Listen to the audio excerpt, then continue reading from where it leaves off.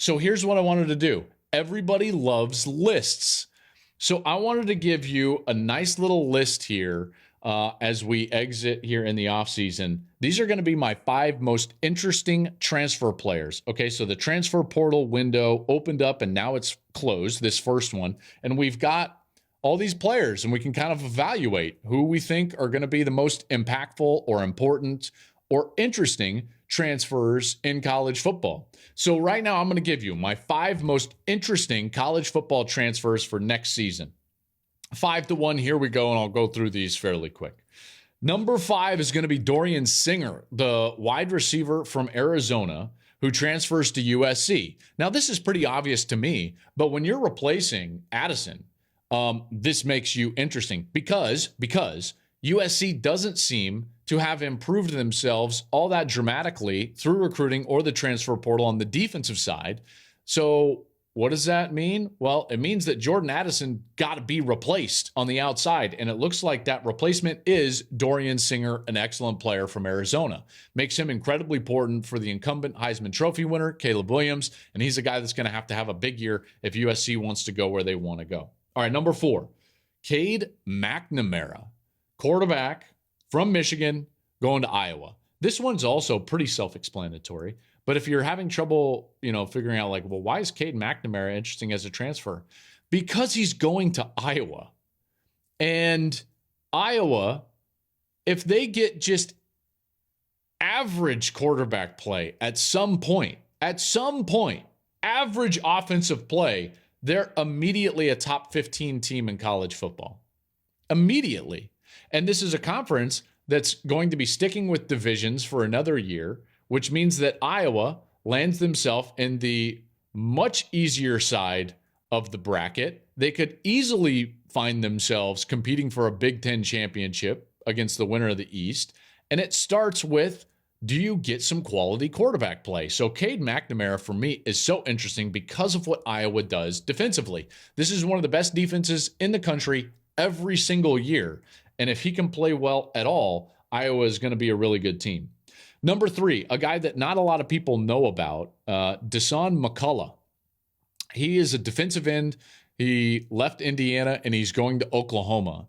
Got a chance to cover him a couple of times this year at Indiana.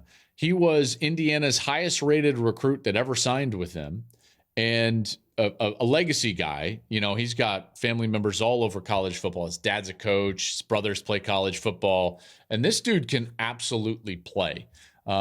Watched him in both of those games, and I was thoroughly impressed. And now he's going to Oklahoma.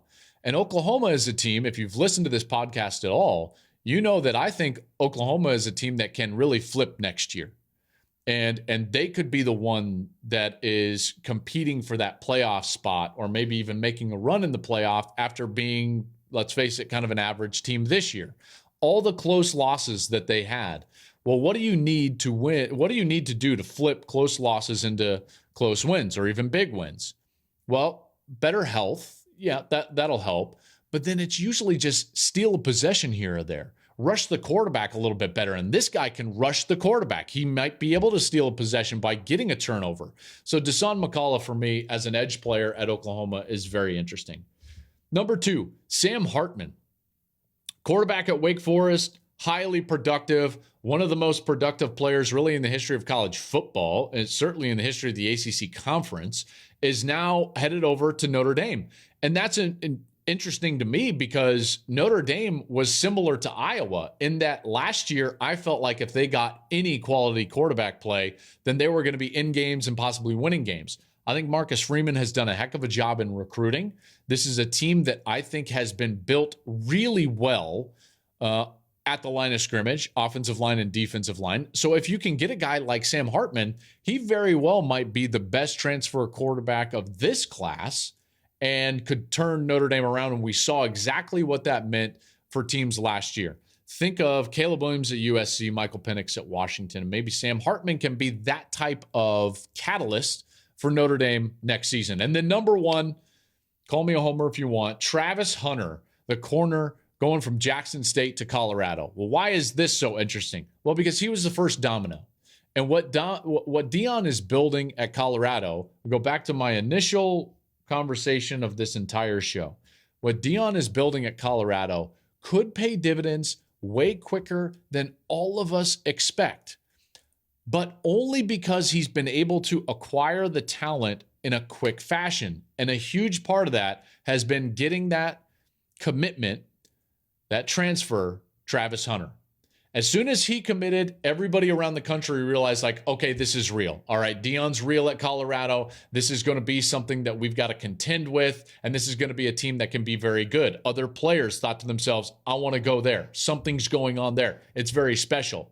So now Travis Hunter is going to be on one side, Cormani McClain is going to be on the other, and this is going to be considered one of the best cornerback duos in all of college football, playing in a conference that is the best quarterback conference in all of college football next year. And that, to me, is wildly interesting. Hey, thanks for watching. If you enjoy that clip, make sure you click subscribe somewhere down here. From game highlights to exclusive interviews and rankings, we've got everything you need as a college football fan right here, College Football on Fox.